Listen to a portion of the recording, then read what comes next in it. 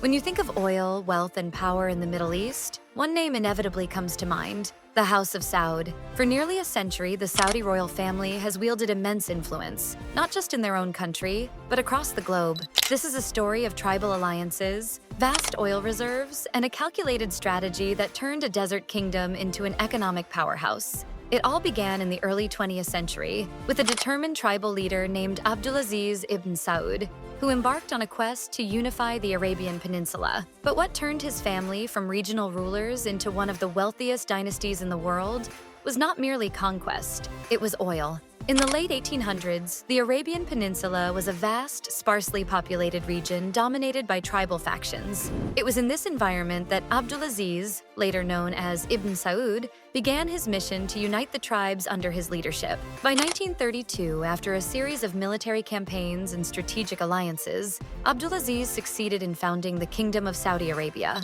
But the real turning point for the House of Saud was yet to come. Beneath the desert sands lay a fortune that would forever change the kingdom's fate. In 1938, American geologists struck oil in the eastern province. At first, it was a modest find, but further exploration revealed one of the largest oil reserves on the planet. The timing couldn't have been more significant. The world was gearing up for World War II, and the demand for oil was skyrocketing. The House of Saud, recognizing the opportunity, formed a partnership with American oil companies, leading to the establishment of the Arabian American Oil Company, better known as Aramco. This partnership would not only fuel the kingdom's rise, but also cement a complex and enduring relationship between Saudi Arabia and the United States. By the 1970s, Saudi Arabia was producing millions of barrels of oil per day. With the oil embargo of 1973, prices soared, and Saudi coffers began to overflow. The House of Saud found itself in control of a significant share of the world's most coveted resource, an asset that brought not only wealth but the power to shape global markets. But oil was more than just a resource. It was the kingdom's golden ticket to opulence on a scale never before imagined. This newfound wealth transformed the royal family's lifestyle, allowing them to indulge in the finest luxuries the world had to offer. For the House of Saud, wealth is not merely measured in bank balances, but in experiences and possessions that defy imagination. The family's yachts are not just boats. They're floating palaces, complete with helipads, cinemas, and even entire swimming pools. The Serene, one of the world's largest private yachts, is a prime example, boasting 7 decks and luxurious suites that rival the finest hotels. And when they're not on the high seas, members of the royal family are on the move in some of the world's rarest and most expensive cars. Whether it's a custom-made gold Bugatti Veyron or a fleet of Rolls-Royces, the streets of Riyadh have become a playground for automotive fantasies that few can afford to entertain.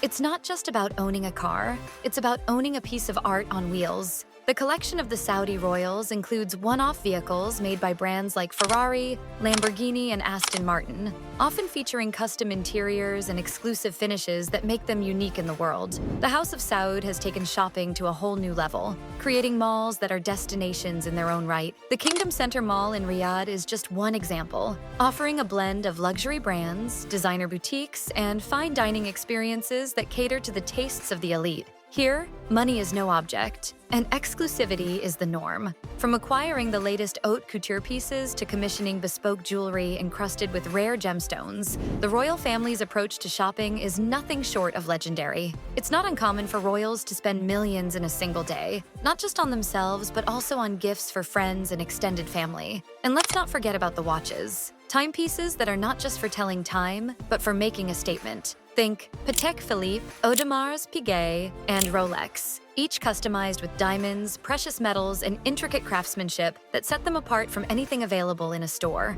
The House of Saud has transformed Saudi Arabia from a desert kingdom into a global luxury hub, where wealth is not just accumulated but celebrated. Beyond the palaces and private jets lies a strategy to diversify the economy. With projects like NEOM, a $500 billion megacity designed to attract the world's elite. Here, innovation meets extravagance, promising to redefine what a city can be. But while Vision 2030 aims to modernize the kingdom, the royal family's pursuit of luxury remains a cornerstone of their identity. Whether it's hosting grand events on private islands or building palatial estates in London and Paris, the House of Saud continues to showcase a lifestyle that blends the richness of Arabian tradition with the allure of modern extravagance. Yet amidst all this glamour, the kingdom still wrestles with the challenges of balancing traditional values with the demands of a modern world. The question remains, Can the House of Saud maintain its grip on power and wealth while steering the country toward a future less reliant on oil? The House of Saud's story is a tale of transformation, from Bedouin tribes to one of the wealthiest families on earth. It's a story of how oil fueled an empire of unimaginable wealth and how that wealth has been expressed through opulence and luxury that few can even fathom.